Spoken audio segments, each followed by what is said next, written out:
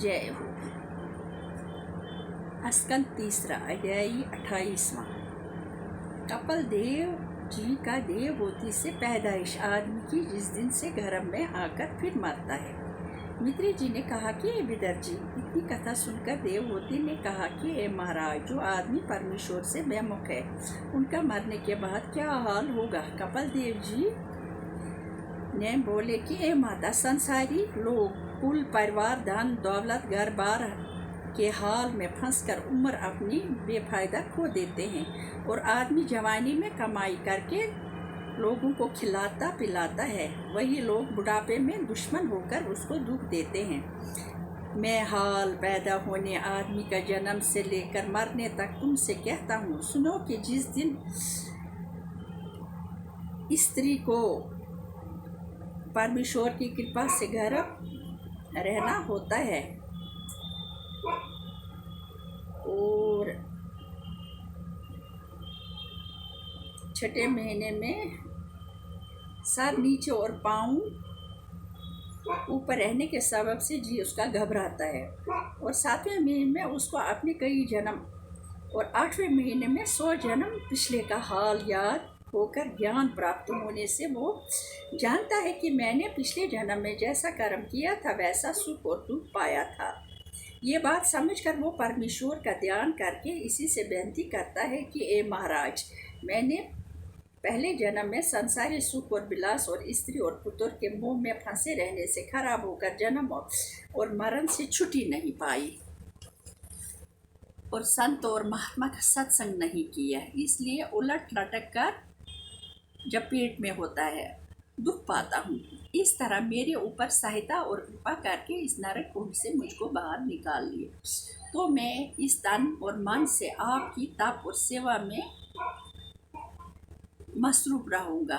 लेकिन ऐसी दया कीजिए कि ये ज्ञान मुझको न भूलिए और दुनिया में ऐसा काम करूं जिसमें जन्म और मरण से छूट जाऊं।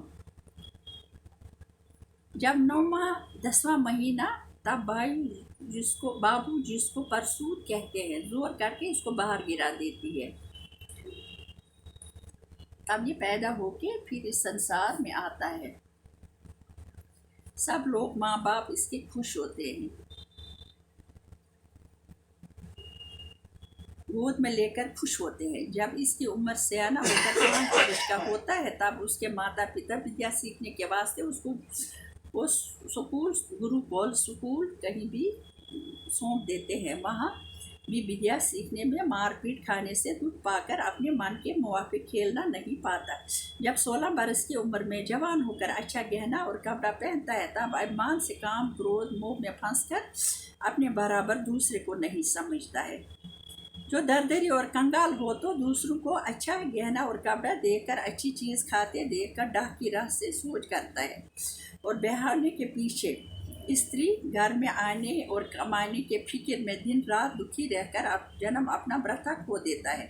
जो आदमी पहले जन्म में कुछ दान और धर्म नहीं किया होता है, वो आदमी ज़्यादा कंगाल होकर 8 पहर पेट भरने की चिंता और दुख उठाता है।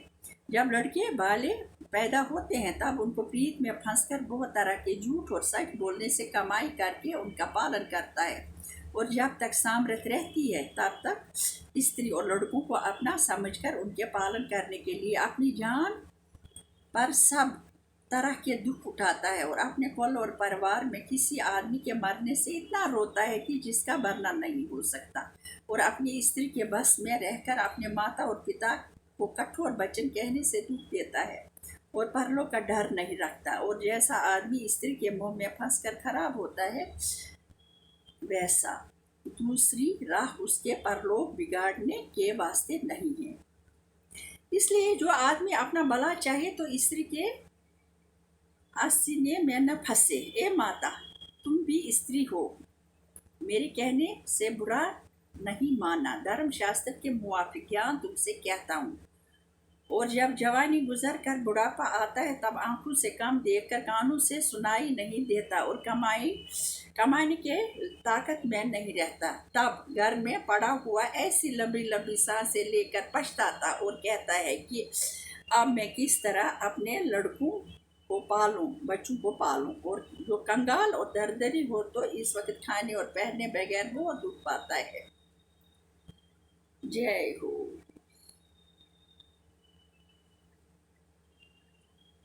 बेटे जवान कमाने वाले हुए तो वो अपनी स्त्री समेत इस बूढ़े को दुश्मन बराबर समझते हैं। इस उम्र में वो बूढ़ा जब अपने काम और टहल को किसी से कुछ कहता है, उसको खड़क कर दुर्वचन कहते हैं, तो वो उस वक्त बड़ा दुख करके कहता है कि देखो मैंने बूढ़ा होकर कमाने के लायक नहीं रहा। इस सबब से ये लोग जिनको मैंने जन्म भर पाला मुझको बेआदर जानकर खाने और पीने की खबर भी वक्त पर नहीं लेते।